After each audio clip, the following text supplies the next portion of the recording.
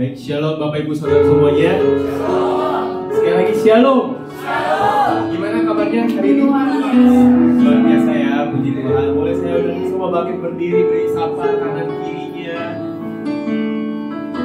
Karena kembali kita bersyukur ya bisa berkumpul kembali satu hari ini beribadah bersama-sama.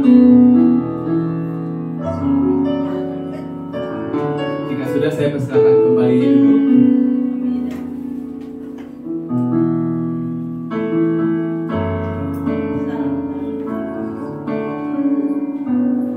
Kita mengucap syukur karena dari sekian kita sebenarnya banyak pilihannya, mau tidur atau mau bersantai, tapi kita memilih untuk hadir dan datang menyembah Tuhan, bersyukur sama Tuhan. Mari kita satu dalam doa.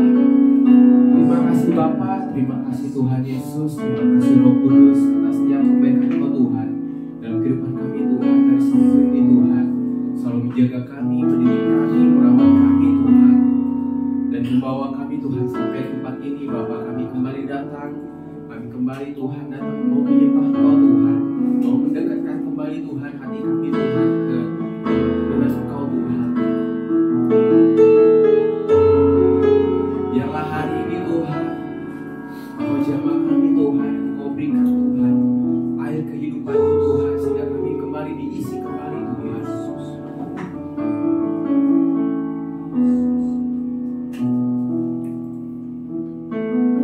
Saya ajak kita semua menyembah, kita mengucap syukur. Terima kasih Tuhan. Kita mengucap syukur, terima kasih Bapa atas setiap kasih-Nya, atas setiap pertolongan-Nya, atas setiap hal-hal yang Dia lakukan buat kehidupan kita. Terima kasih Tuhan. Haleluya, haleluya, haleluya. Terima kasih Bapa.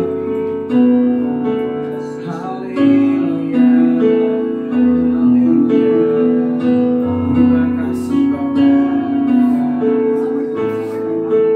Kami mengucap syukur, kami bersyukur Tuhan. Haleluya, haleluya. Engkau Rasul, Engkau juga Bapa kami Tuhan. Terima kasih Tuhan. Haleluya, haleluya.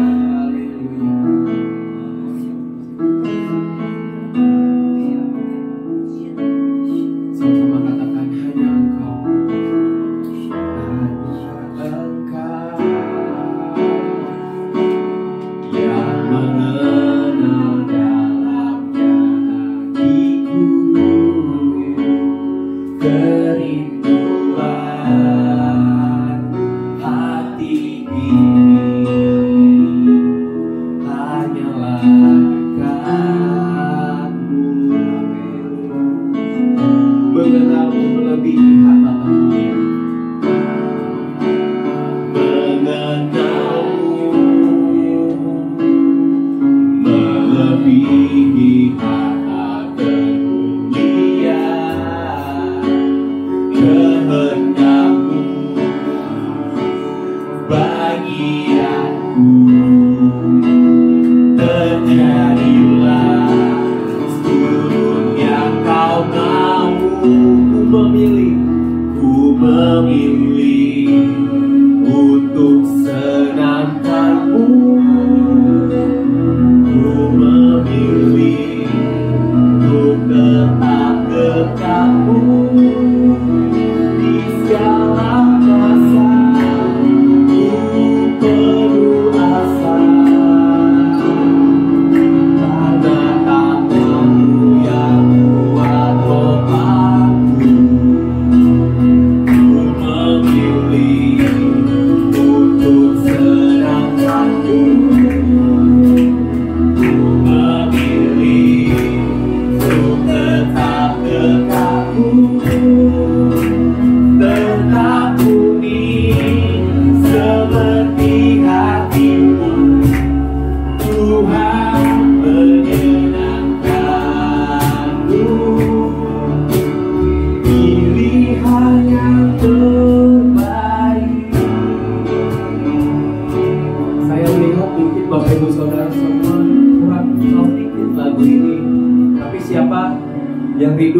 belajar sama-sama katakan, ku memilih untuk menyenangkanmu. Amin.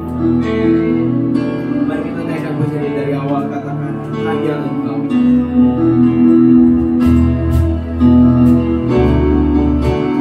Hanya Engkau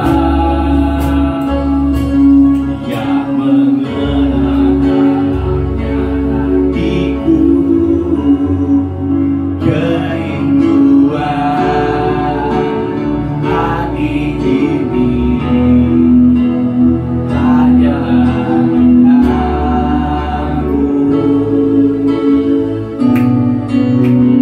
mengenalmu melebihi harta kemuliaan kamu bagianku.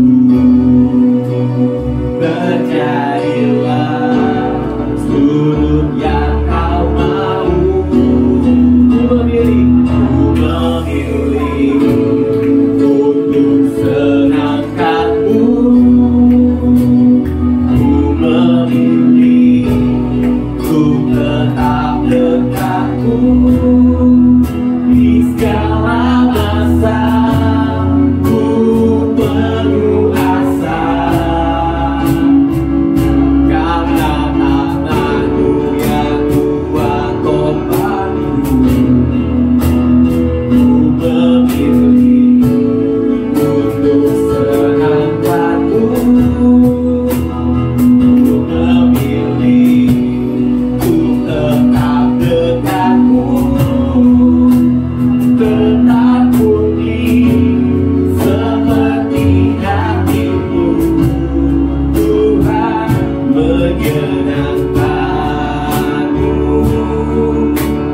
Pilihan yang terbaik.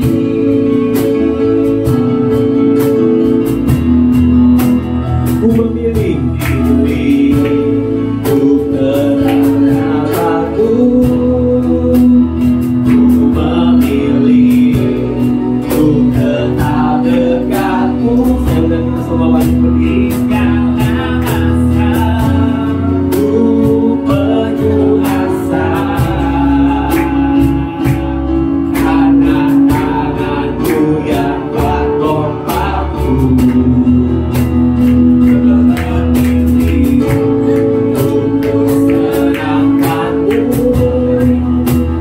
Ku memilih untuk tetap dekatmu.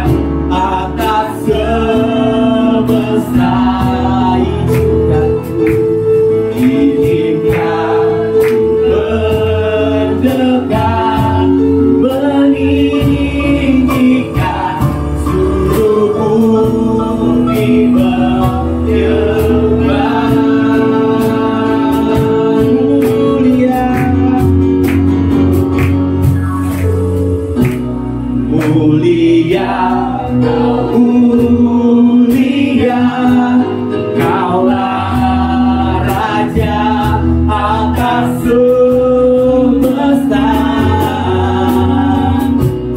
Izinkan berdekat, meninggikan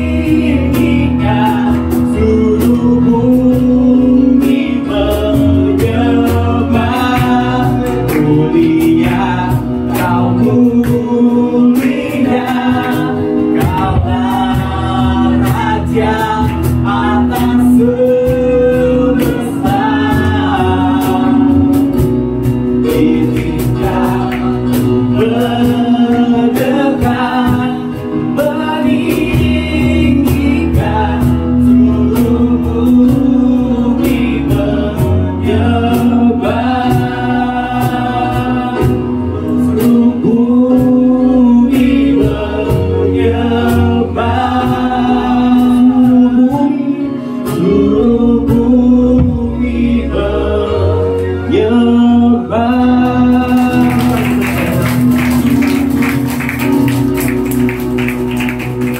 Terima kasih Bapa. Sebentar Tuhan, kami mau memuji memuliakan Engkau Tuhan. Biarlah hari ini Tuhan kami bisa bersuka cita Tuhan. Kami menerima sukacita yang baru Tuhan.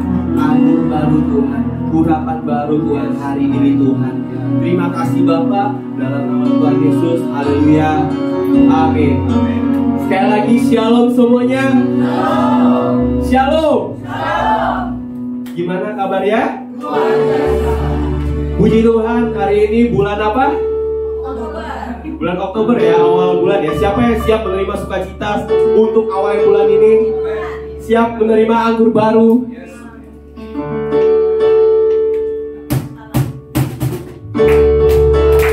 Boleh sama-sama kita.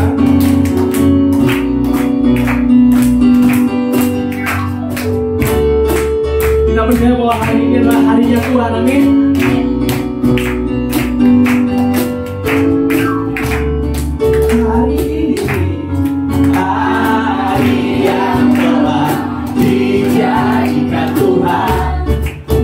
Kita bersuka hari ini,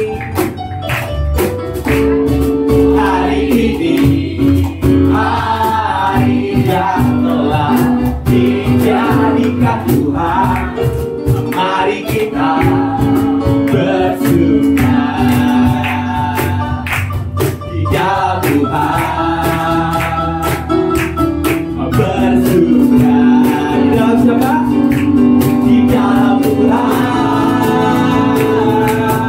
Lambaikan bersuka, bersuka dalam Tuhan.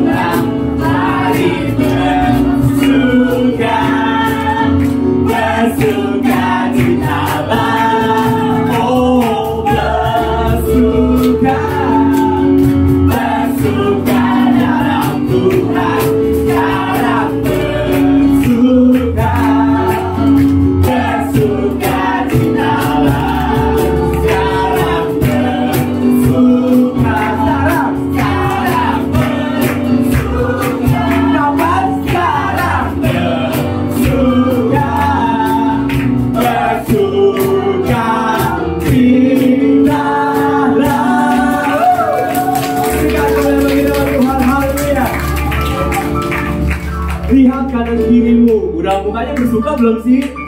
Kalau belum colek semuanya bersuka cita dong. Ini bukan suka citanya.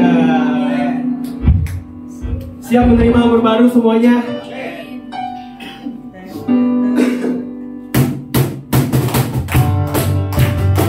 Biarlah Roh Kudus hadir di tengah rohnya hari ini. Amin.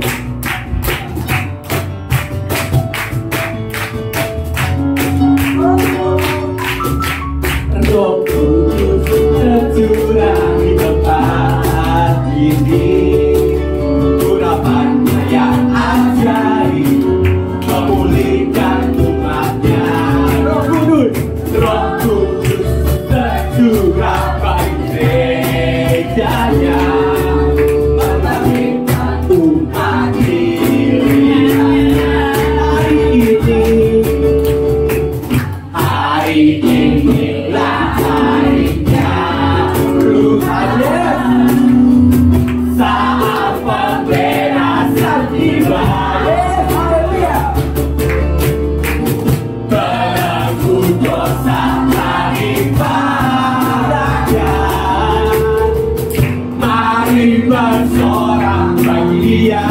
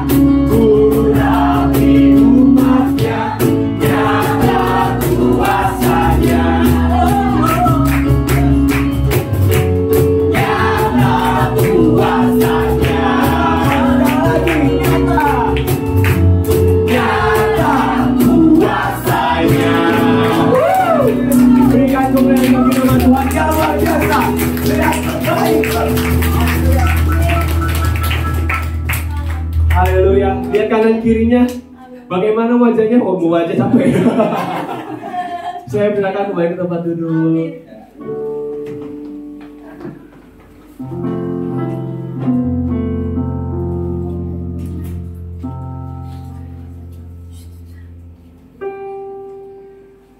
Terima kasih Bapak. Kami bersyukur Bapak, Kau selalu ada buat kami Tuhan. Kau selalu memberikan yang kami. Bahkan mungkin kami belum tahu apa yang kami butuhkan, tapi Kau udah tahu Tuhan. Tapi tetap biarlah Tuhan, ajarkan kami Tuhan selalu mengingat Tuhan, selalu ingat bahwa kami membutuhkan Engkau Tuhan. Jangan biarkan hal-hal yang baik ada pada kami sehingga kami berpikir kami gak butuh Tuhan. Jangan Tuhan. Buat kami selalu ajarkan kami Tuhan untuk ingat Tuhan. Kami membutuhkan Kau Tuhan. Kaulah yang kami andalkan Tuhan. Amin.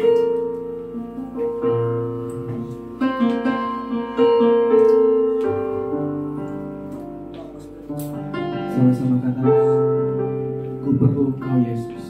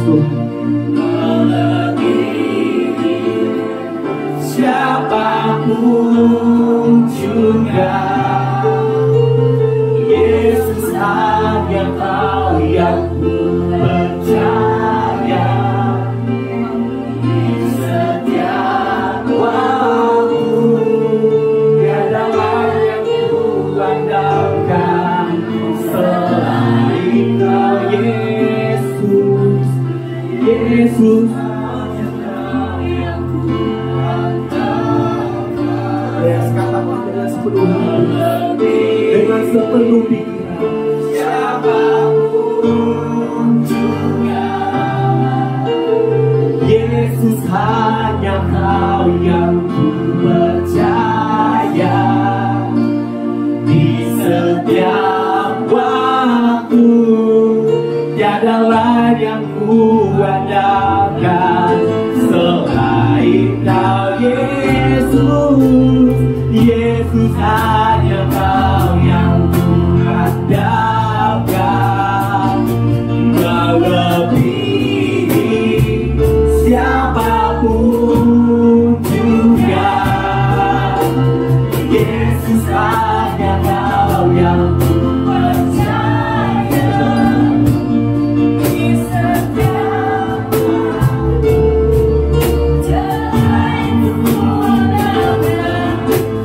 sekali lagi katakan Yesus.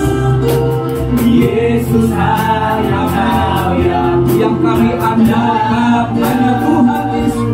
Melebihi apapun juga, siapapun juga. Yesus, Yesus hanya Kau yang ku percaya. Di setiap waktu tiada lain yang ku andalkan.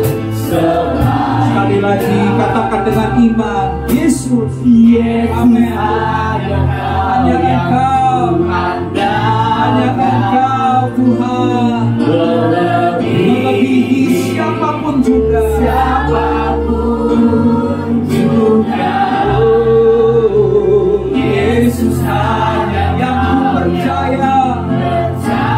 Di setiap waktu, di setiap waktu, hanya Kau yang ku andalkan. Tiada yang ku andalkan, tiada lain yang ku andalkan. Sekali lagi, tiada lain yang ku andalkan selain Kau Yesus. Haleluya, haleluya, haleluya. Terima kasih Tuhan. Lewat pujian yang kami naikkan ini, inilah pengakuan iman percaya kami kepada Tuhan, bahwa kami butuh Tuhan, kami perlu Tuhan. Tanpa Tuhan kami tidak dapat melakukan apapun. Oleh karena anugerah Tuhan, oleh karena kebaikan Tuhan, kami ada sampai dengan hari ini Tuhan. Kami bersyukur buat pertolongan Tuhan. Kami bersyukur buat pemeliharaan Tuhan, penyediaan Tuhan yang berlimpah-limpah atas kehidupan kami. Engkau Allah kami yang baik, Bapa kami yang setia, yang tidak pernah meninggalkan kami sendirian. Terima kasih Bapa buat pagi hari ini. Kembali kami rindu akan firman Tuhan. Kami datang dengan kehausan, dengan kerinduan akan Tuhan. Sebab Engkau berkata, berbahagialah mereka yang haus akan Tuhan, karena mereka akan dipuaskan oleh kebenaran-kebenaran-Mu. Pagi hari ini kami buka hati kami untuk pekerjaan daripada firman Tuhan, pekerjaan daripada Roh Kudus yang tanpa batas, yang sangat berkuasa untuk mengubah hidup kami, mengubah hati kami, mengubah pola pikir kami yang salah, supaya semakin hari semakin selaras dengan firman Tuhan dan kehendak Tuhan. Terima kasih Bapa, penuhi kami dengan Roh Kudus, dan kebenaran-Mu itu yang akan memerdekakan setiap kami. Kami buka hati kami, hanya di dalam nama Tuhan Yesus Kristus kami berdoa dan mengucap syukur. Setiap kita yang siap mendengarkan firman, bersama-sama katakan amin. Haleluya. Beri kemuliaan bagi Tuhan Yesus. Puji Tuhan. Silakan duduk. Shalom. Apa kabar? Luar biasa. Amin. Tuhan kita adalah Tuhan yang setia. Sekalipun seringkali kita tidak setia, tapi Dia senantiasa setia. Dia senantiasa baik atas kehidupan kita. Oke, hari ini di minggu pertama daripada ibadah kita di bulan Oktober ini, tema kita adalah iman dan misi. Tema bulanannya adalah iman itu harus diproklamirkan. Amin. Kita harus senantiasa memproklamirkan iman kita kepada dunia di sekeliling kita. Karena kita percaya pada saat kita menyatakan iman kita, kesaksian kita bahwa Tuhan adalah penyelamat, Tuhan mau menebus kita dari dosa-dosa, maka kita sedang memberitakan kabar baik bagi dunia ini. Oke ya. Ya, hari ini Bapak Ibu Saudara kita akan membaca firman Tuhan di dalam 2 Korintus pasal yang kedua, ayat yang ke-12 sampai dengan ayat yang ke-17. 2 Korintus 2 ayat 12 sampai dengan ayat 17. Seperti biasa saya akan baca ayat yang ke-12. Nanti Bapak Ibu Saudara akan baca ayat 13, kita akan bergantian sampai dengan ayat yang ke-17. 2 Korintus 2 ayat 12 sampai dengan ayat 17. Sudah ada ya slide itu ya. Tinggal ditampilkan. 2 Korintus 2 ayat 12 sampai dengan ayat 17. Oke, tema perikopnya adalah kecemasan dan kelegaan Paulus di Troas dan di Makedonia. Ayat 12. Ketika aku tiba di Troas untuk memberitakan Injil Kristus, aku dapati bahwa Tuhan telah membuka jalan untuk pekerjaan di sana. Ayat 13. Tetapi hatiku tidak merasa senang karena aku tidak menjumpai saudaraku Titus. Sebab itu aku minta diri dan berangkat ke Makedonia. Tetapi syukur bagi Allah yang dalam Kristus Yesus selalu membawa kami di jalan kemenangannya. Dengan perantaran kami, ia menyebarkan keharuman pengenalan akan dia di mana-mana. Sebab kami adalah bau yang harum dari Kristus di tengah-tengah mereka yang diselamatkan dan di tengah mereka yang binasa. Bagi yang terakhir, kami adalah bau kematian yang mematikan. Dan bagi yang pertama, bau kehidupan yang menghidupkan. Tetapi siapakah yang sanggup menunaikan tugas yang demikian? Sebab kami tidak sama dengan banyak orang lain yang mencari keuntungan dari firman Allah. Sebaliknya dalam Kristus kami berbicara sebagaimana mestinya, dengan maksud-maksud murni atas perintah Allah dan di hadapan. Bapak Ibu Saudara, kita bersyukur bahwa keselamatan tersedia bagi setiap kita yang percaya kepadanya. Dan tentunya sebagai anak-anak Tuhan, kita pun juga mau supaya orang lain mendapatkan keselamatan seperti yang kita dapatkan melalui kepercayaan kita kepada Kristus. Amin. Karena bagaimana mungkin kita bisa menyenangkan Tuhan kalau seandainya kita juga tidak memiliki pikiran dan hati Tuhan bagi orang-orang yang belum diselamatkan. Hati Tuhan adalah supaya semakin banyak orang diselamatkan. Dan adalah tugas dan tanggung jawab setiap kita. Bukan hanya pendeta, bukan hanya hamba Tuhan. Tapi setiap kita punya tugas dan tanggung jawab yang sama, yaitu amanat agung. Jadikanlah semua bangsa muridku. Dan itu adalah sebuah kehormatan bagi setiap kita yang percaya, mendapatkan tugas sebagai rekan sekerja Allah untuk memberitakan kabar baik bagi dunia yang sedang menuju kepada kebinasaan. Dan Tuhan mempercayakan kita sebagai murid-muridnya menyampaikan kabar baik itu kepada mereka. Nah, tema kita adalah tentang iman dan misi. Slide berikutnya. Misi adalah panggilan Allah. Ya, kalau kita mau tanya apa itu misi? Misi itu adalah panggilan Allah bagi setiap kita sebagai orang percaya untuk menghadirkan kerajaan Allah dimanapun kita berada, ya, dalam kehidupan kita sehari-hari. Apa itu kerajaan Allah? Kerajaan Allah bicara soal pemerintahan Allah.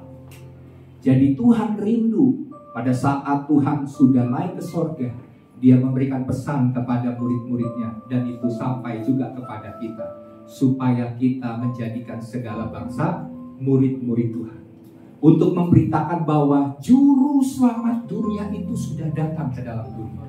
Amin. Dan Dia telah melaksanakan tugasnya, menebus dosa umat manusia, mengampuni mereka dari segala kesalahan dan dosa yang memisahkan mereka daripada Tuhan, dan telah menyediakan tempat bagi setiap yang percaya, yaitu surga yang mulia. Itulah yang harus menjadi tanggung jawab setiap kita untuk menghadirkan kerajaan Allah di tengah-tengah dunia ini. Sebab melalui pelayanan misi, orang beriman akan menggenapi perintah agung. Apa itu perintah agung? Kasihilah Tuhan Allahmu dengan segenap hatimu, segenap jiwa, kekuatan, dan akal budimu. Terus hukum perintah agung atau hukum yang kedua adalah kasihilah sesama manusia seperti dirimu sendiri. Nah, hukum yang kedua ini mengatakan kasihilah sesamamu manusia seperti dirimu sendiri. Dan amanat agung tentunya kita sudah tahu, yang berkata bahwa jadikan semua bangsa murid Tuhan.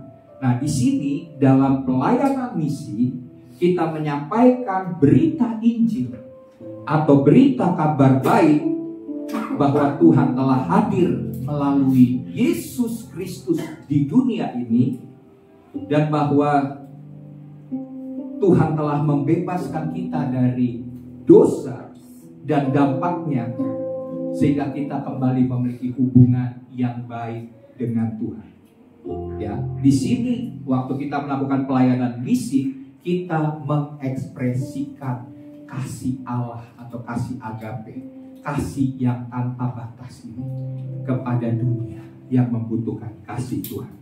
Itulah yang disebut dengan mengasihi sesama manusia lewat pemberitaan Injil atau lewat membantu sesama, yang disebut dengan kegiatan-kegiatan sosial juga di dalam. Jadi gereja harus memahami dirinya untuk ambil bagian dalam pelayanan misi. Kita ini adalah duta-duta kerajaan Allah.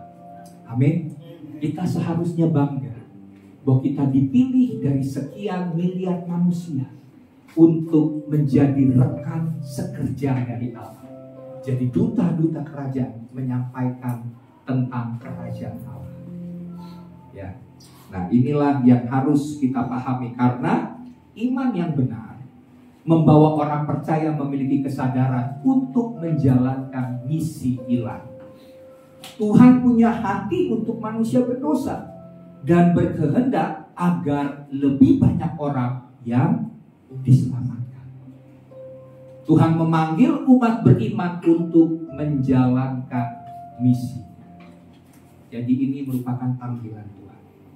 Kalau Tuhan sudah manggil kita, ya jangan kita ada joke yang mengatakan kita pura-pura budak aja ya. Misalnya kalau Tuhan udah panggil untuk panggil ke sorga gitu ya, bagaimana caranya supaya kita nggak cepet-cepet ke sorga katanya? Salah satu caranya adalah pura-pura budak. Tapi kalau soal panggilan Tuhan untuk melaksanakan amanat agung dan juga hukum agung, kita jangan mengabaikan panggilan itu. Ya, kita percaya waktu kita menjalankan misi Allah, maka Tuhan akan berkenan atas hidup kita. Karena iman yang bertumbuh, iman yang benar itu akan membuat kita memiliki kesadaran. Ya, bukan keterpaksaan. Kita harus menyadari betapa pentingnya panggilan itu untuk melakukan pelayanan misi. Di sini gereja atau orang percaya harus berperan aktif dalam menghadirkan kerajaan Allah, dalam melakukan pelayanan misi. Karena pelayanan misi akan membuat perubahan yang nyata bagi dunia di sekitar kita. Amin. Karena kita tahu bahwa dunia ini sedang menuju kepada kebinasaannya, Tapi orang yang melakukan kehendak Allah akan hidup di dalam anugerah dan berkat Tuhan yang berlimpah. Asalkan kita tahu panggilan dan tanggung jawab kita bagi dunia ini, ya. Tuhan punya hati untuk gerejanya, untuk ambil bagian dalam menjalankan misi Tuhan. Nah, tugas atau tanggung jawab untuk meneruskan apa yang telah dilakukan oleh para pendahulu kita, yaitu para rasul, kemudian yang dilakukan oleh murid-muridnya, yang dilakukan oleh para misionaris, dan yang dilakukan oleh gereja-gereja untuk menyatakan amanat agung, kita harus selesaikan dan kita harus tuntaskan di generasi kita ini. Amin. Bukan perkara kebetulan kita hadir di bumi ini, di tahun ini, di generasi ini. Dan sebagaimana pendahulu kita, para rasul, telah menjalankan amanat agung, demikian juga tugas itu diberikan kepada kita di generasi ini untuk meneruskan amanat agung dan menyelesaikan amanat agung. Karena tanpa kita menyelesaikan amanat agung, Tuhan tidak akan pernah datang. Kalau kita mau mempercepat kedatangan Tuhan, kita bertanya, Pak, jangan cepet-cepet, Pak. Saya belum puas nih di dunia nih. Padahal Alkitab katakan kita harus mempercepat kedatangan Tuhan. Karena itu adalah hari yang sangat berbahagia bagi setiap orang Kristen. Karena kita akan masuk dalam perjamuan bersama dengan Tuhan. Kita akan tinggal bersama-sama dengan Tuhan di sorga yang mulia. Kalau kita bilang, wah saya belum puas Pak di dunia ini, saya belum menikmati banyak hal yang indah-indah di dunia. Keindahan atau kemuliaan di dalam dunia ini hanya sebentar dan sementara. Tapi keindahan dan kemuliaan di sorga itu kekal dan tidak dapat tertandingi oleh apapun. Itu semua disediakan bagi setiap kita yang mau sungguh-sungguh melaksanakan perintah dan amanat agung Tuhan.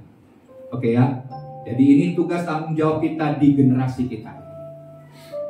Kita jangan abaikan panggilan itu. Kita jangan remehkan panggilan itu. Karena itu adalah sebuah kepercayaan dari Tuhan. Nah, yang perlu diingat dalam menjalankan misi, ya, yang perlu kita ingat karena dalam menjalankan misi ini bukan perkara yang mudah. Ada begitu banyak tantangan, tapi kita harus senantiasa ingat dalam menjalankan misi ini. Yang pertama adalah, bisa slide-nya,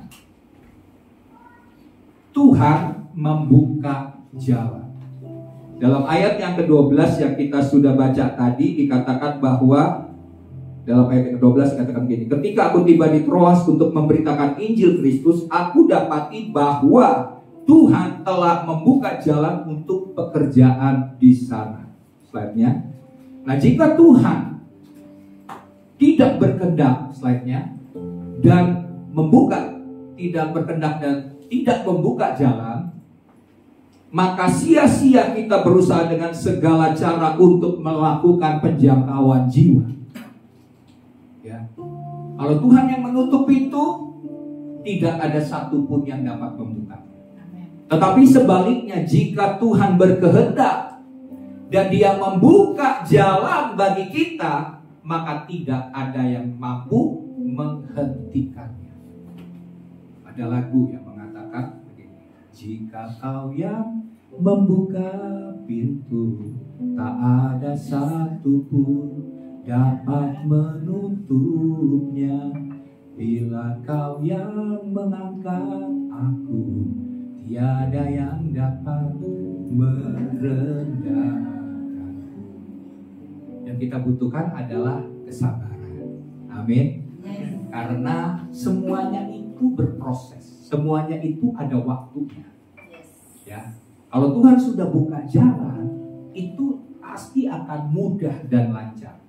Tapi kan bagian kita seringkali kita pengen cepat-cepat, serba instan. Padahal Tuhan menginginkan kita menikmati prosesnya. Dan proses itu nggak mudah. Kadang-kadang menyakitkan. Kadang-kadang kita tidak tahan untuk mengalami proses, tidak sabar menghadapi proses.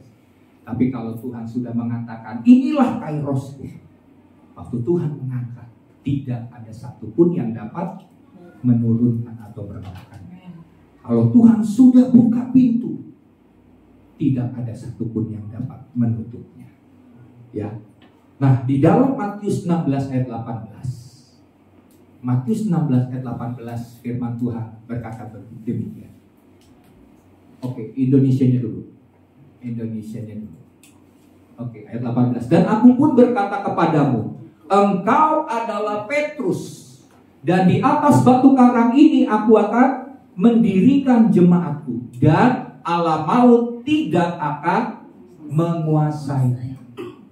Jadi pintu-pintu gerbang neraka, pintu-pintu Allah maut tidak dapat mengalahkan gereja Tuhan. Ya, bahkan dalam bahasa Inggris ini lebih pas. Ya betul tadi. Yang tadi coba, yang bahasa Inggris Pak Sandi. Ya. Dikatakan begini, langsung saja, I will build my church and the gates of hell shall not prevail against it. Yang artinya adalah pintu-pintu gerbang Allah maut atau pintu-pintu gerbang neraka tidak dapat bertahan, tidak akan kuat menahan pada saat gereja Tuhan bergerak. Jadi di sini posisi gereja itu bukan bertahan, tapi posisi gereja adalah menyerang. Sampai pintu-pintu gerbang Allah maut, pintu-pintu gerbang neraka tidak mampu menghentikan kita, tidak mampu mengalahkan kita. Ya, jadi kalau kita sebagai agen kerajaan Allah mau menghadirkan kerajaan Allah di satu wilayah, satu tempat, baik itu pekerjaan atau di sekitar kita, maka pintu Allah maut sekalipun, kerajaan neraka sekalipun tidak dapat menahan. Amin. Tidak dapat mengalahkan kita. Itulah kuasa otoritas yang diberikan oleh Tuhan kepada gereja. Kuasa otoritas yang sangat besar dan sangat dahsyat. Nah, ada banyak kesaksian dari mereka yang berpindah keyakinan menjadi Kristen. Sekalipun mereka mengalami aniaya secara fisik, mereka juga mengalami perlawanan dari orang yang berbeda iman. Demikian juga mereka mengalami tekanan-tekanan emosional. Ini gak mudah. Kehilangan keluarga, kehilangan saudara, tidak lagi dianggap sebagai bagian dari keluarga. Bahkan di penjara sekalipun, tetapi itu tidak mampu menahan orang-orang percaya atau anak-anak Tuhan untuk tetap memiliki iman kepada Tuhan. Ada banyak kesaksian mereka yang berpindah keyakinannya karena mereka mengalami perjumpaan dengan Tuhan yang luar biasa, yang mengubah hidup mereka. Mereka sampai mengatakan bahwa mereka akan tetap mengikut Yesus sampai akhir hidup mereka. Jadi kalau Tuhan telah membuka jalan, maka di situ pasti terjadi penuaian jiwa-jiwa. Tahun 2016, Bapak Ibu Saudara, ada sebuah studi agama dari universitas yang ada di luar negeri. Mereka mendapatkan hasil daripada studi mereka itu, penelitian mereka itu, dikatakan ada 9 negara yang banyak penduduknya berpindah memeluk agama Kristen. Ada 9 negara. Yang pertama Mesir, kedua Indonesia, ketiga Iran. Wah, Iran ini lagi perang, tapi terjadi penerobosan sehingga banyak penuaian jiwa terjadi di sana. Yang keempat India, yang kelima Korea Selatan, yang keenam Nigeria. Wah, Nigeria ini juga luar biasa. Nanti kita lihat ceritanya mengenai Nigeria. Yang ketujuh Filipina. Yang kedelapan Tiongkok, ini juga luar biasa. Dan yang kesembilan adalah Brasil. Jadi ada 9 negara. Dan di sini kita lihat kenapa banyak jiwa-jiwa dimenangkan bagi kerajaan Allah. Karena kenapa? Karena orang-orang Kristen di sana mengambil bagian dalam sebuah pelayanan misi. Indonesia juga termasuk dari 9 negara. Karena banyak orang-orang di Indonesia mengambil bagian dalam pelayanan misi. Kita juga harus ambil bagian supaya semakin banyak jiwa yang diselamatkan. Oke, nah Paulus menyadari bahwa Tuhan adalah pembuka pintu, ya, untuk pekerjaannya, sehingga pemberitaan Injil yang dilakukan Paulus mendapatkan kelancaran. Yang perlu kita lakukan sebagai orang percaya adalah menjadi peka dengan Tuhan, peka dengan tuntunan Tuhan, peka dengan suara Tuhan, tentang bagaimana kita harus memulai sebuah misi dan tempat manakah yang diminta oleh Tuhan untuk kita bisa layani. Jadi di sini dibutuhkan kepekaan, tuntunan daripada Tuhan. Setelah kita tahu Tuhan sedang menuntun kita, sebagaimana Tuhan sudah bawa kita ke tempat di mana kita harus jadi berkat, maka bagian kita adalah taat melakukan. Karena percuma kalau kita tahu tuntunan Tuhan, tapi kita tidak taat melakukan kehendak Tuhan, taat melakukan firman Tuhan, yaitu menghadirkan kerajaan Allah di tempat yang Tuhan inginkan untuk kita mengekspresikan kasih Allah, maka tidak akan terjadi terobosan atas wilayah. Jadi contohnya bagaimana, Bapak Saudara? Contohnya begini. Kita bisa tahu bahwa satu tempat itu membutuhkan kasih Tuhan. Butuh kepedulian dari kita untuk menolong orang-orang itu. Dan apa yang bisa kita lakukan? Kita menyatakan kasih Allah lewat pelayanan sosial, untuk menyatakan bahwa Kristus Tuhan mengasihi orang-orang yang berdosa. Ya, itu yang bisa kita lakukan dengan berbagai macam cara dalam tuntunan daripada Tuhan. Saya melihat banyak pelayanan-pelayanan, ministry-ministry yang bergerak bagi anak-anak jalanan, pemulung-pemulung, ya. Bahkan gereja juga ambil dalam pelayanan misi untuk memberkati orang-orang miskin. Itu juga salah satu bentuk pelayanan misi. Dan gereja atau orang percaya harus melakukan pelayanan misi. Kita seringkali berkata begini, gereja lagi gak ada duit nih, kita fokus aja dalam pelayanan gereja aja, dalam operasional gereja aja mungkin gak cukup. Kita berpikir begitu. Tapi gereja yang sehat, gereja yang bertumbuh harus melakukan pelayanan misi. Bahkan orang percaya pun harus punya beban untuk melakukan pelayanan misi. Kalau kita lihat ada orang yang mungkin begini nih, ada satu sekolah kerasukan setan, terus yang diingat sama orang Kristen yang ada di situ langsung ingat, hubungin Pak Pendeta, karena Pak Pendeta yang bisa melakukan pelayanan demikian. Ada banyak contoh. Saya pernah dengar ada seorang ibu, dia waktu itu masih muda, dia masih belajar. Waktu itu dia lihat teman-temannya kerasukan di sekolah. Yang dia lakukan, dia nggak ingat pendeta yang harus dihubungin, tapi dia ingat firman Tuhan yang mengatakan bahwa Tuhan sudah memberikan dia kuasa untuk mengusir setan-setan. Yang dia lakukan, dia nggak berdoa, dia cuma apa? Menyembah Tuhan. Waktu dia menyembah Tuhan sesuai dengan tuntunan Tuhan, ya, karena dia nggak tahu bagaimana berdoa, bagaimana cara musiknya, dia cuma tahu bahwa untuk mengusir setan adalah mulailah dengan menyembah Tuhan. Waktu dia menyembah Tuhan, Tuhan hadir dalam sekolah itu, maka mereka yang terikat itu dibebaskan, mereka itu dilepas, dan perempuan ini akhirnya jadi hamba Tuhan. Jadi bagaimana kita melihat situasi, kondisi di sekeliling kita, tempat kita bekerja, kita harus punya hati untuk keselamatan jiwa-jiwa itu. Ya, itu yang pertama. Nah, yang kedua adalah Tuhan memberi kemenangan. Kalau yang pertama Tuhan yang membuka jalan, yang kedua Tuhan yang memberi kemenangan. Bukan kekuatan kita, bukan kemampuan kita, bukan orang lain, bukan apa yang menurut kita dapat menolong kita, tapi Tuhanlah yang mampu memberikan kemenangan. Dalam ayat 14 berkata begitu. Tetapi syukur bagi Allah yang dalam Kristus Yesus selalu membawa kami di jalan kemenangannya.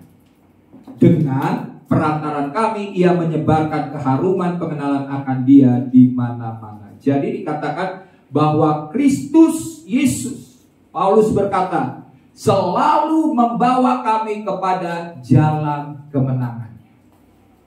Kalau kita mau bersama-sama dengan Tuhan, kita mau tetap tinggal di dalam Tuhan, maka Tuhan akan membawa kita kepada jalan kemenangan. Kalau kita berada di luar daripada Kristus, kita akan gampang dan mudah untuk mengalami kekalahan.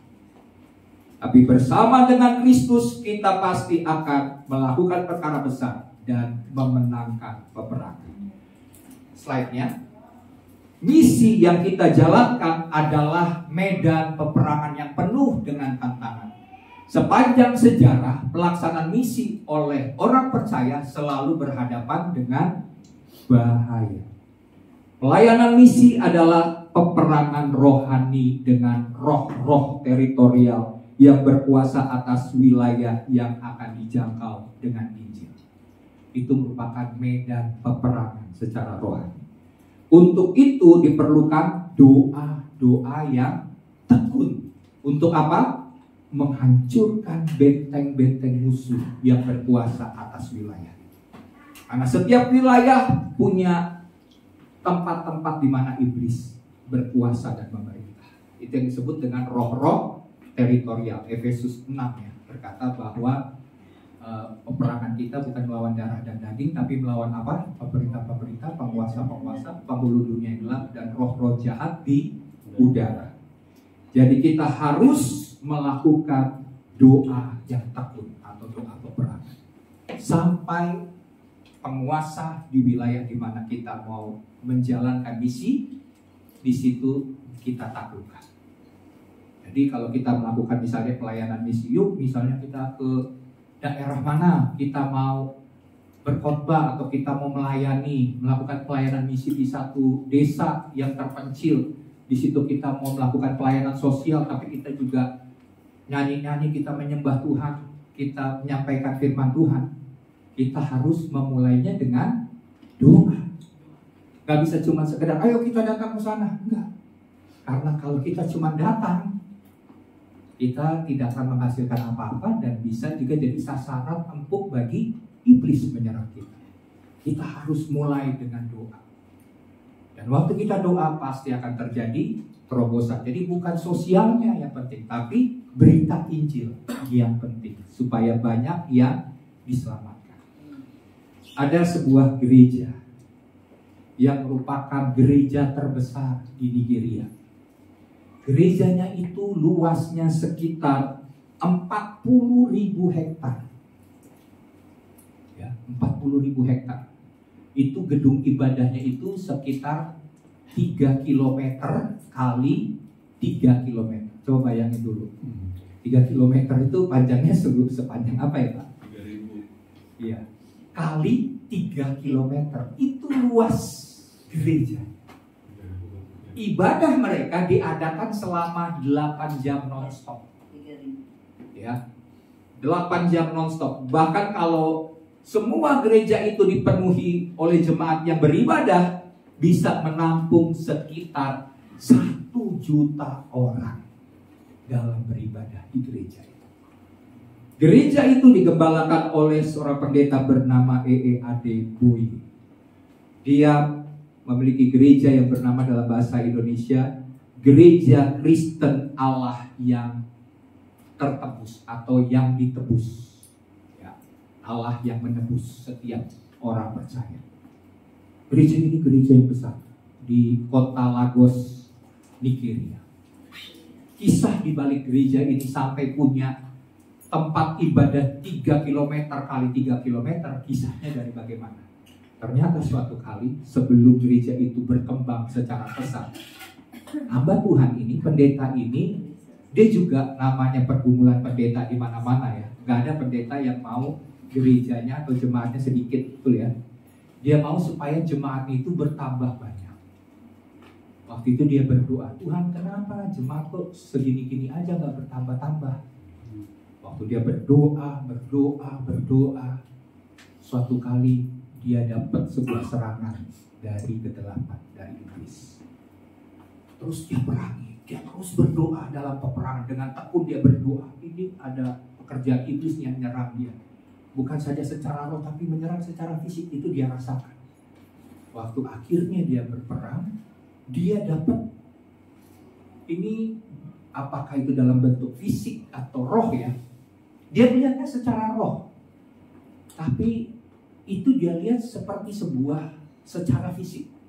Dia lihat ada sebuah ular yang sangat besar mau masuk ke dalam rumahnya. Ya. Waktu ular itu, jadi sebelum dia masuk, ini kan peperangan terjadi di alam roh. Dia terus berdoa, terus berdoa. Sampai akhirnya ular itu masuk ke pintunya, dan waktu dia masuk ke pintu itu, ularnya mati. Itu dalam bentuk penglihatan. Jadi dia lihat semacam rumahnya ini hancur, karena kan sedang perang ya, peperangan secara roh. Dia rasakan rumahnya hancur dan pintunya itu rusak karena sedang mau dimasuki oleh ular yang sangat besar. Dan pada waktu ular itu mati, setelah kejadian itu, waktu dia berdoa, Tuhan terima kasih, berarti roh penguasa yang membuat gereja tidak bertumbuh itu sudah dikalahkan. Apa yang terjadi mulai pada hari itu, terobosan demi terobosan, penuaian jiwa-jiwa terus terjadi melalui gereja. Amen. Jadi di sini kita lihat betapa pentingnya doa. Bahkan dalam ibadah mereka, ya, yang diadakan selama 8 jam untuk beralih dari satu ibadah ke ibadah berikutnya, itu seluruh jemaat gak meninggalkan tempat. Mereka hanya bisa menyembah, berdoa, menyembah, berdoa. Dan hadirat Tuhan di gereja itu sangat-sangat kuat. Karena jemaat waktu berpindah, kalau dia mau ke ibadah berikutnya, mereka nggak ngobrol. Mereka nggak cuma ketemu teman yang lama, atau karena kan 1 juta gitu ya, bisa ketemu teman lama, teman sekolah yang pernah sekolah waktu SD atau SMP. Tapi mereka terus doa, terus berdoa selama ibadah, sampai gedung ibadah itu tutup untuk ibadah berikutnya. Nah, maksudnya selesai dengan 8 jam ibadah. Mereka terus berdoa, dan hadirat Tuhan begitu sangat kuat. Jadi di sini Bapak Ibu Saudara, kita harus juga tekun berdoa. Waktu mungkin dalam pergumulan kita, masalah kita di tengah keluarga, masalah kita di dalam pekerjaan, kita perlu doa yang tekun. Karena tantangan-tantangan yang kita alami itu dibuat oleh iblis, ya, untuk membuat kita tidak sejahtera, membuat kita marah, membuat kita jengkel, membuat kita kesal. Tapi kita harus terus berdoa sampai kita menangkan pekerjaan itu untuk kemuliaan nama Tuhan. Ya, kita menghadirkan kerajaan Allah, sehingga kerajaan iblis yang coba berkuasa atas tempat kita, pekerjaan kita, dikalahkan dengan doa yang tekun. Keluarga kita juga kita menangkan oleh karena doa-doa yang tekun dari orang percaya. Ya, jadi di sini Tuhan juga memberikan kekuatan. Kekuatan, namun Tuhan juga memberikan kekuatan, penyertaan, dan di dalam ayat ini disebut Paulus sebagai jalan kemenangannya. Percaya ada kekuatan Tuhan, percaya ada penyertaan Tuhan, tidak meninggalkan kita. Ya, ibarat sebuah pertandingan, ladang misi adalah sesuatu yang kita pastikan perjuangkan, dan kita pasti perjuangkan dan usahakan. Selalu ingatlah bahwa akhirnya Tuhan yang memberi kemenangan bagi setiap kita. Pastikan kita menyadari bahwa kita ini adalah umat yang lebih daripada pemenang. Kan ada lagunya ya, lebih dari pemenang dalam segala perkara, iblislah dikalahkan oleh kuasa darahnya. Jika Allah di pihak kita, siapa dapat melawan? Kita lebih dari pemenang. Haleluya. Kibarkanlah panjinya, Yesus Raja segala raja. Haleluya.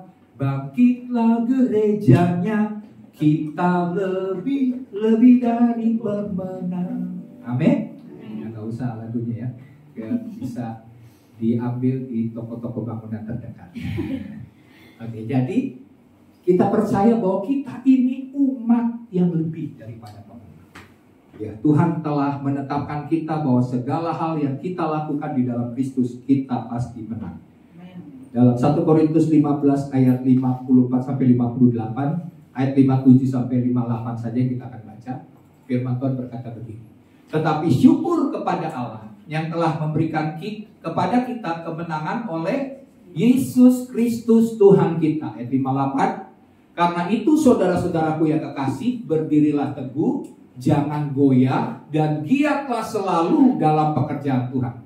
Sebab kamu tahu bahwa dalam persekutuan dengan Tuhan, jerih payahmu tidak sia-sia. Oke, yang ketiga, yang terakhir.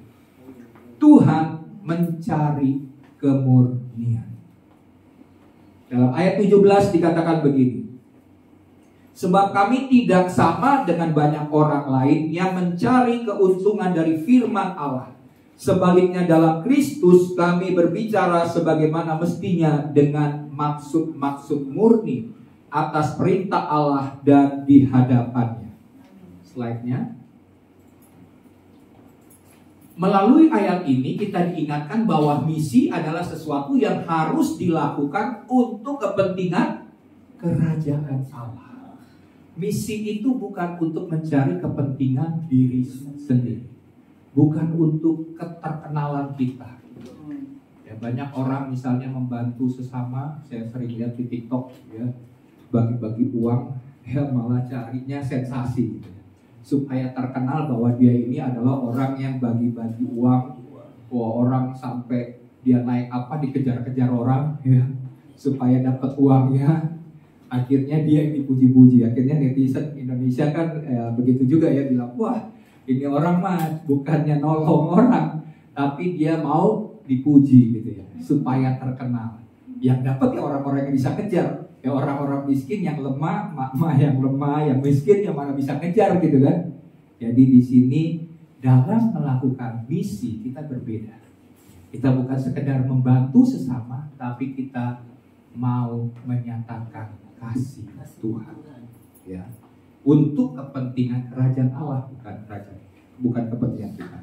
Nah, kemudian meskipun ada godaan untuk mendapat keuntungan dari pemberitaan firman Allah, namun kita diingatkan agar melakukannya dengan maksud yang murni. Pelayanan misi harus dilandasi oleh kasih yang tulus, kasih yang murni, bukan untuk mencari keuntungan bagi diri sendiri, tapi untuk kepentingan perluasan kerajaan Allah. Ya, jadi bukan untuk kepentingan diri sendiri, karena manusia di akhir zaman, firman Tuhan berkata, kita sedang mengalami masa yang sukar. Karena manusia mencari kepentingan dirinya sendiri. Kepentingan dirinya sendiri, dan setelah itu menjadi hamba uang. Jadi manusia di zaman sekarang ini sebenarnya kita sedang mengalami masa yang sukar. Karena manusia hanya individualistik. Tujuannya hanya untuk mencari keuntungan atau kepentingan dirinya sendiri. Yakobus, dalam kitab Yakobus dikatakan begini, di mana ada iri hati dan kepentingan diri sendiri, di situ ada kekacauan dan segala bentuk, segala macam kejahatan. Jadi kalau manusia sudah mencari kepentingan diri sendiri, maka kita orang Kristen harus menyadari bahwa dalam melakukan sebuah pelayanan misi, kita harus tujuannya mencari kepentingan kerajaan surga, untuk perluasan kerajaan Allah. Ini sebuah anugerah, ini sebuah tanggung jawab yang besar. Ya. Kalau Tuhan sudah pilih kita, kalau Tuhan sudah menetapkan kita untuk jadi berkat dan kita melakukannya, tinggal tunggu bagian kita, Tuhan akan memberkati. Amen. Yes. Ya. Karena Tuhan berkata, cari dahulu kerajaan Allah dan kebenarannya, maka semuanya itu akan ditambahkan. Gak perlu khawatir tentang permasalahan, tentang makan, minum, pakai, apa yang kau butuhkan. Karena Tuhan telah menyediakannya bagi orang-orang yang berkenan kepada Tuhan. Nah, jadi di sini, sebab tanpa ketulusan atau kemurnian, maka tidak ada yang bisa mengatakan bahwa saya kebal terhadap godaan. Ya, karena manusia itu kan pikir mau pendeta sekalipun dia harus sadar bahwa dia tidak kebal terhadap godaan-godaan untuk mencari keuntungan lewat firman Tuhan. Banyak ya orang yang diberikan karunia, misalnya karunia, contoh aja ya, nggak menghakimi siapapun, yang diberikan karunia kesembuhan. Bisa nggak dia pakai untuk mencari keuntungan? Bisa. Lewat firman Allah, lewat karunia yang Tuhan berikan. Bisa kan? Bisa. Tinggal tarik Arif untuk sekali doain, kalau ngalami kesembuhan, orang kasih, ya kan?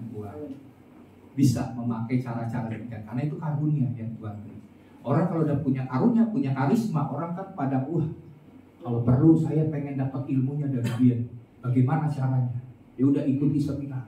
Kalau ikuti seminar saya 1 juta satu orang, pasti akan ada transfer roh, pasti akan menjadi seperti orang yang berhasil seperti saya. Nah itu kan cara-cara untuk mencari keuntungan lewat firman Allah bagi kepentingan dirinya sendiri. Ya, jadi harus punya ketulusan karena siapapun tidak kebal dengan godaan untuk mencari keuntungan, mendapatkan keuntungan pribadi. Contohnya seorang murid Yesus. Dari 12 murid hanya satu, yaitu siapa? Yudas Iskariot. Suatu kali dia lihat ada seorang wanita, dia mempersembahkan, dia pecahkan buli-buli walam minyak wangi yang sangat mahal itu di kaki Yesus, terus dia mengurapi Yesus. Terus apa yang dikatakan oleh Yudas Iskariot? Dia marah, dia bilang gini, untuk apa pemborosan ini?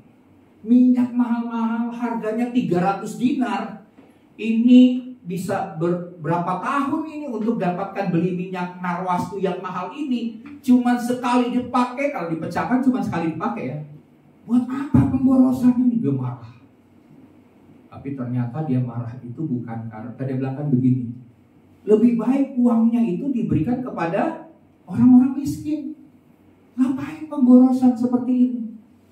Ternyata maksudnya dia ngomong itu terbukti bahwa dia ini adalah, di dalam Alkitab dikatakan dalam kitab Yohanes, dia ini adalah pencuri. Itu hanya alasan.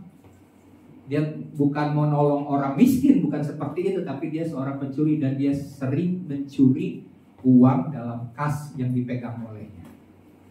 Ya, jadi dia bilang, buat apa ini? Dan coba Bapak Ibu Saudara perhatikan, setelah peristiwa itu, dia datang kepada imam-imam untuk menjual Yesus, untuk mendapatkan uang dari pengkhianatan dia kepada Yesus. Jadi Bapak Ibu Saudara, di sini kita lihat bahwa kalau kita punya kepentingan diri sendiri, hati-hati. Kalau kita tidak punya ketulusan, kita tidak punya kemurnian, kita sangat mudah untuk tergoda. Tekanan-tekanan hidup juga bisa membuat kita mengambil jalan yang salah, mengambil keputusan yang salah, melanggar firman Tuhan untuk mendapatkan sesuatu yang kita inginkan dengan cara yang tidak sesuai firman Tuhan. Jadi kita harus menjaga ketulusan, mencari kemurnian, karena Tuhan mencari kemurnian dalam hati kita, supaya kita jangan tergoda dengan hal-hal yang dapat membuat kita terhilang dari hadapan Tuhan. Ya, Yudas Iskariot tersesat dan terhilang dari hadapan Tuhan. Jadi Tuhan selalu melihat apa yang kita lakukan, menilik motivasi kita, dan akan memberi upah bagi mereka yang berkenan kepada Tuhan. Ya, jadi di sini mari kita punya hati yang tulus, hati yang murni, karena di mana ada kemurnian hati dikatakan bahwa kita adalah pemilik sorga. Orang yang murni hatinya akan melihat Tuhan. Ya, tapi kalau kita tidak punya kemurnian, ketulusan, yang ada adalah bukan tulus tapi bulus. Ya, jangan ada dalam hati kita. Kita harus punya hati yang murni dan itu menyenangkan hati Tuhan. Oke, itu firman Tuhan hari ini. Firman Tuhan berkata, berbahagialah mereka yang bukan saja mendengar tapi melakukan firman Tuhan. Mari kita bangkit berdiri. Kita nyanyikan, Tuhan ini tugas kami. Terima kasih Tuhan.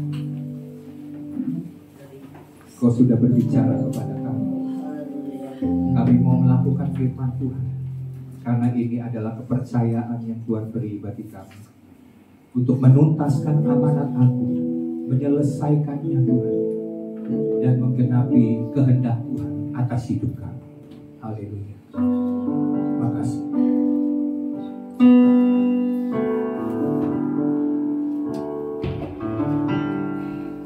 Berikan pada kami hati yang mengasihi, jiwa-jiwa yang belum mengenal kasih Bapa.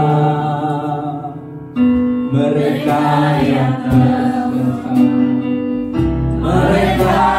tersesat, hati kami iba seperti hati-Mu Yesus. Lagi katakan, berikan pada kami Tuhan. Berikan pada amin Tuhan hati yang mengasihi, jiwa-jiwa yang belum mengenal kasih Bapa. Mereka yang dalam gelap, mereka yang dalam gelap, mereka yang tersesat, hati kami iba seperti hati-Mu Yesus. Tuhan,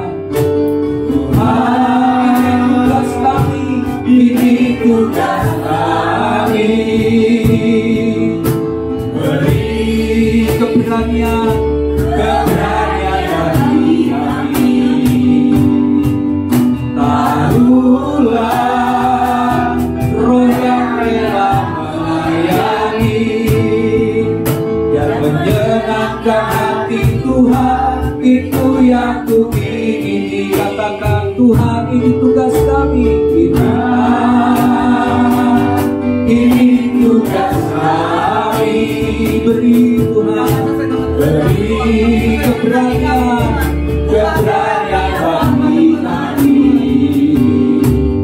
Taruhlah roh yang rela melayani dan menyenangkan hati Tuhan, itu yang Ku ingini. Sebelum kita masuk dalam perjamuan kudus, kita mau menyadari bahwa tugas dan tanggung jawab kita untuk melakukan hukum agung dan amanat agung itu sebuah anugerah kepercayaan yang Tuhan beri bagi kita. Itu merupakan tugas dan tanggung jawab yang Tuhan beri, sehingga sisa waktu kita, waktu-waktu yang ada yang Tuhan berikan kepada kita, dan kita tidak pernah tahu sampai kapan Tuhan memberikan kepercayaan itu kepada kita. Kita mau melakukan sebuah pelayanan misi. Kita mau mengekspresikan kasih Tuhan dimanapun, kapanpun di kehidupan kita sehari-hari. Kita mau menyatakan bahwa Tuhan adalah penyelamat bagi setiap orang yang percaya, bahwa Yesus Kristus telah hadir ke dalam dunia, dan bagi siapa yang percaya kepadanya tidak akan binasa, melainkan beroleh hidup yang kekal. Tuhan, ubah hati kami. Tuhan, ubah pikiran kami, supaya kami melihat jiwa-jiwa yang tersesat, jiwa-jiwa yang terhilang, Bapa, sebagaimana Tuhan melihat. Sama seperti petani melihat sebuah ladang, dan dia tahu bahwa ladang ini akan menghasilkan sebuah tuai. Demikian juga kami melihat sebuah ladang misi, sebagaimana Tuhan melihat bahwa ada jiwa-jiwa yang perlu diselamatkan, bahwa tuaian sudah menguning dan siap untuk dituai, dan Tuhan mencari pekerja-pekerja itu yang percaya bahwa Tuhan pasti membuka jalan, Tuhan pasti memberikan kemenangan, dan Tuhan mencari orang-orang yang murni hatinya. Jadikan hal itu terjadi dalam hidup kami Tuhan, supaya tujuan hidup kami menjadi berkenan di hadapan Tuhan, dan kami menggunakan waktu-waktu yang ada, waktu-waktu yang tersisa dengan baik untuk menyenangkan hati Tuhan. Mari kita nyanyikan sekali lagi lagu ini. Tuhan, ini tugas kami. Tuhan, ini tugas kami. Beri keberanian bagi kami. Taruhlah roh yang rela melayani dan menyenangkan hati Tuhan. Itu yang ku ingini, dan menyenangkan hati Tuhan. Itu yang ku ingini, dan menyenangkan hati Tuhan. Itu yang ku ingini. Mari kita akan masuk dalam perjamuan kudus. Pastikan waktu kita mau masuk dalam perjamuan Tuhan ini, kita menjaga hati kita. Jika ada orang yang bersalah, yang menyakiti hati kita, mari kita mengampuni dia, supaya hati kita bersih di hadapan Tuhan. Kalau kita mengampuni orang yang bersalah kepada kita, Tuhan juga akan mengampuni setiap kita. Terima kasih Tuhan. Mari kita angkat roti di atas kepala kita. Sebab apa yang telah kuteruskan kepada, telah aku terima dari Tuhan, bahwa Tuhan Yesus pada malam waktu ia diserahkan, mengambil roti, dan sesudah itu ia mengucap syukur atasnya. Ia memecah-mecahkannya dan berkata, inilah tubuhku yang diserahkan bagi kamu. Perbuatlah ini menjadi peringatan akan aku. Sebelum kita makan, kita mengingat akan pengorbanan Kristus di atas kayu salib. Dia telah menebus dosa-dosa kita. Dia sudah mengampuni dosa-dosa kita, sehingga kita yang tadinya terpisah dengan Allah, melalui pengampunan, penebusan Tuhan di atas kayu salib, kita kembali memiliki hubungan dengan Tuhan, dan kita diangkat menjadi anak-anak Allah. Kita adalah umat perjanjian yang baru, untuk hidup di dalam jalan-jalan Tuhan, hidup dalam kebenaran, hidup mengekspresikan kasih Tuhan, supaya kita boleh senantiasa menghadirkan kerajaan Allah dimanapun kita ada. Terima kasih Bapa, buat tubuhmu yang telah dipecah-pecahkan bagi kami. Pada saat kami makan, kami terima tubuh kebangkitan, yang membangkitkan seluruh aspek dalam hidup kami yang tadinya mati.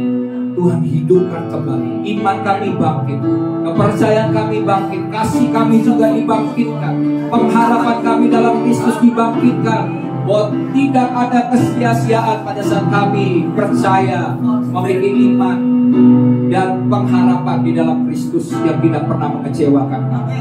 Terima kasih Bapak. Maka sebelum kita makan, dengarlah firman yang berkata, bukankah roti yang telah dipecah-pecahkan ini adalah persekutuan dengan tubuh Tuhan? Mari kita makan dengan iman dalam nama Tuhan.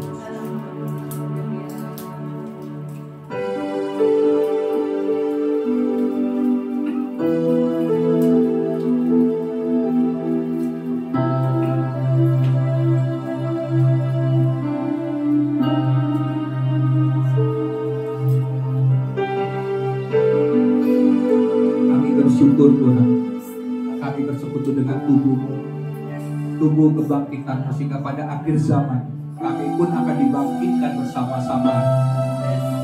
bersama-sama dengan Engkau Tuhan.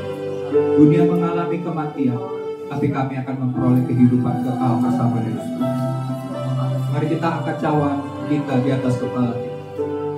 Demikian juga ia mengambil cawan sesudah makan, lalu berkata, cawan ini adalah perjanjian baru yang dimeteraikan oleh darah. Perbuatlah ini setiap kali kamu meminumnya, menjadi peringatan bagi aku. Tuhan, kami kembali mengingat akan kuasa darah Kristus yang tercurah 2000 tahun yang lalu, yang menyucikan kami, Tuhan, membasuh kami, dan bilur-bilur yang berdarah menyembuhkan luka-luka kami, luka-luka dalam hati kami, luka-luka oleh karena pekerjaan iblis yang menyerang hidup kami. Kami percaya Tuhan, firman Tuhan berkata, oleh bilur-bilur Yesus segala sakit penyakit, segala luka-luka dalam hidup kami telah disembuhkan oleh bilur-bilur Yesus yang dahsyat dan ajaib. Terima kasih Bapa, darah-Mu memeteraikan kami, bahwa kami adalah milik pusaka Tuhan. Ada tanda darah Kristus pada dahi kami, sehingga kami akan ditutup bungkus di seluruh bumi, sehingga tidak ada satupun yang dapat membahayakan kami. Maka segala kutuk, segala sihir, tenung, mantra, segala sumpah serapah, semua hal yang jahat yang diperbuat iblis dalam hidup kami tidak akan menimpa kami. Malapetaka tidak akan menimpa kami, sebab Tuhan adalah tempat perlindungan kami.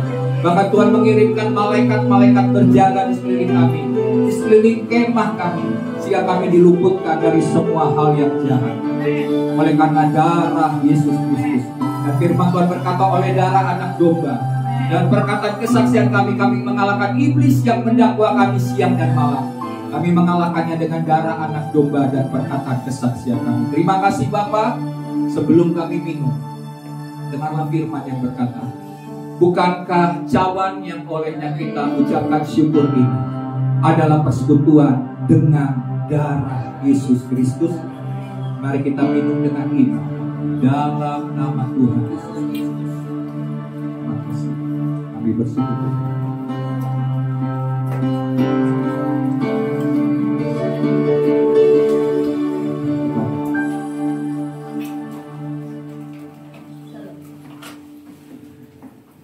Saya persilakan kembali ke tempat duduk. Selanjutnya kita mau memberikan persembahan. Mari kita satu dalam doa. Terima kasih Bapa, terima kasih Tuhan Yesus, terima kasih Roh Kudus atas anggur dan roti pada hari ini Bapa. Perjamuan hari ini Tuhan, biarlah dalam perjamuan ini Tuhan kami kembali dikuatkan Tuhan. Kami menerima kekuatan yang baru Tuhan, sukacita yang baru Tuhan, dan kehidupan yang baru Tuhan bersama Engkau Bapa. Dan sekarang Tuhan, kami mengucap syukur atas setiap anugerah yang Kau berikan kepada kami Tuhan. Hari ini kami mau memberikan persembahan Tuhan. Kau berkati Tuhan, tangan-tangan yang memberi Tuhan, baik yang belum bisa memberi hari ini Tuhan.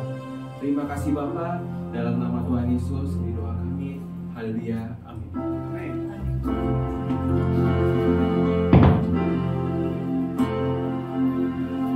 Layak dipuji, disembah, Kaulah yang bertata dulu, sekarang dan selamanya. Raja atas segala raja, namamu besar kemuliaan. Layak dipuji, layak dipuji, disembah, Kaulah yang bertata dulu, sekarang dan selamanya. Raja atas segala raja, namamu besar kemuliaan.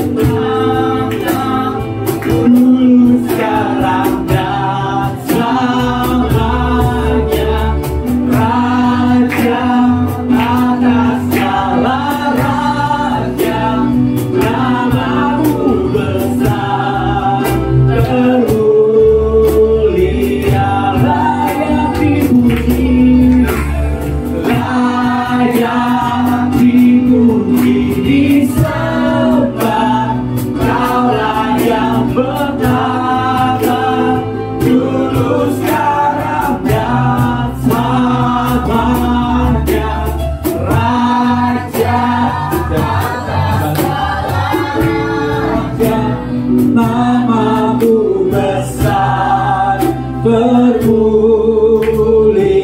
Namamu besar, namamu besar, termulia. Namamu besar, termulia.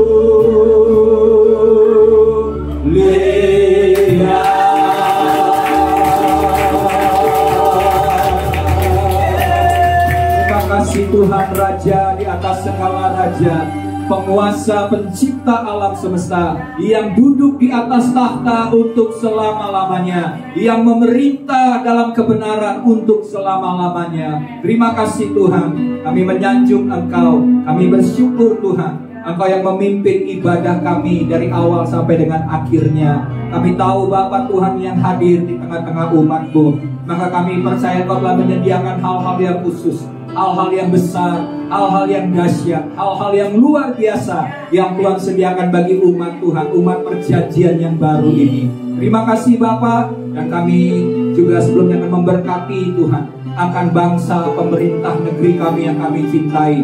Engkau berkata untuk kami senantiasa mendoakan bagi kesejahteraan kota, bagi wilayah bangsa kami di mana kami ada dan di mana kami tinggal. Kami memberkati pemerintah dari tingkat pusat sampai dengan tingkat daerah, sehingga segala keputusan-keputusan yang mereka ambil, mulai dari presiden, wakil presiden, staf menteri, sampai kepada gubernur, camat Tuhan, dan lurah Tuhan, seluruh jajaran pemerintahan Tuhan berkati, sehingga pemerintah kami jadi pemerintah yang takut akan Tuhan. Pemerintah kami dapat menjalankan tugas tanggung jawabnya dengan baik, dengan benar, dan dapat melakukan membuat bangsa ini sejahtera, tidak mencari kepentingan diri mereka sendiri, tapi membuat bangsa ini boleh menikmati segala kekayaan yang Tuhan telah berikan atas bangsa ini. Terima kasih Bapa. Tuhan berkati TNI dan Polri yang senantiasa menjaga wilayah negeri ini untuk tetap aman, jadi negara kesatuan yang utuh Tuhan.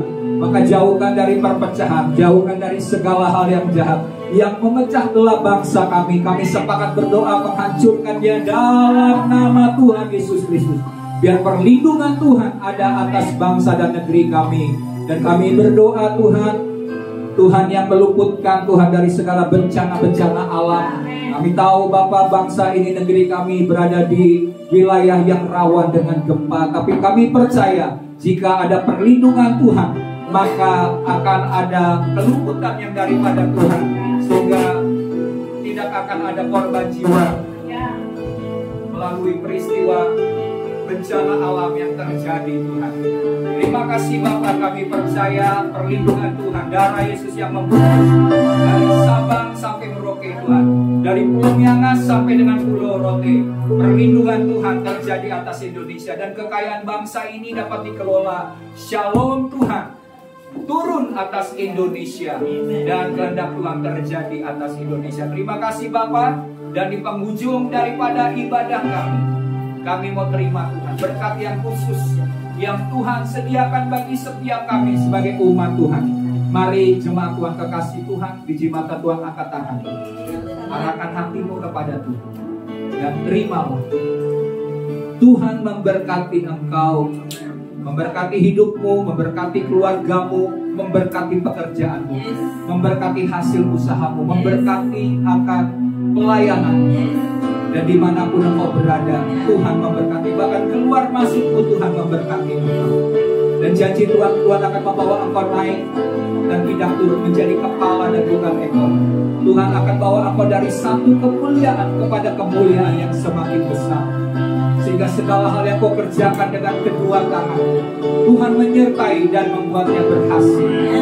Dan Tuhan akan membuat engkau juga untuk tetap setia, taat, takut akan Tuhan, dan segala janji-janji Tuhan digenapi atas hidupmu. Dan biarlah berkat daripada Bapa Sorgawi, kasih karunia daripada Tuhan Yesus Kristus, dan persekutuan dengan Roh Kudus akan menyertai engkau mulai hari ini sampai Maranatha, Yesus Kristus datang kedua kali menjemput kita sekalian. Kita tidak kedapatan bercacat celah, kita diangkat di awal-awalnya permai bersama dengan Tuhan. dan tinggal bersama dengan Tuhan selama-lamanya. Semua kita yang sudah diberkati Tuhan bersama-sama katakan amin.